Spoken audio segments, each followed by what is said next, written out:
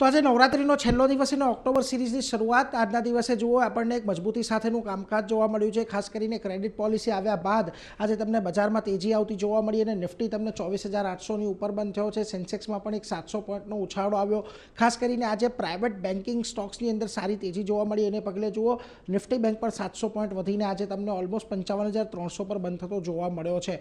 Mid cap small cap અહીંયા પણ આજના દિવસે આપણને તેજી સાથેનો જ કારોબાર જોવા મળ્યો। બંનેમાં લગભગ 1% આજુબાજુની તેજી રહી, પરંતુ જેમ કહ્યું આજના દિવસે સેક્ટર સ્પેસિફિક જ્યાં આગળ તેજી જોવા મળી એમાં પ્રાઇવેટ બેંકનું ઇન્ડાઇસિસ સૌથી વધારે તેજીમાં રહ્યું, જો 2%નો ઉછાળો ત્યાં આવ્યો।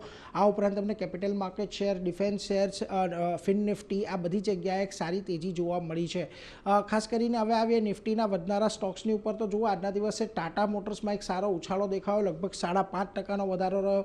આ ઉપરાંત શ્રીરામ ફાઇનાન્સ, કોટક મહિન્દ્રા, ટ્રેન્ટ જેવા કાઉન્ટર પણ આજના દિવસે ફોકસમાં રહ્યા, પરંતુ જ્યાં દબાણ હતું ત્યાં જુઓ બજાજ ફાઇનાન્સનું કાઉન્ટર છે કે જ્યાં આગળ લગભગ 1% ઘટાડો આવ્યો। આ ઉપરાંત તમને અલ્ટ્રાટેક, એસબીઆઈ, હીરો મોટો જેવા કાઉન્ટરની અંદર એક દબાણ આવતું જોવા મળ્યું છે।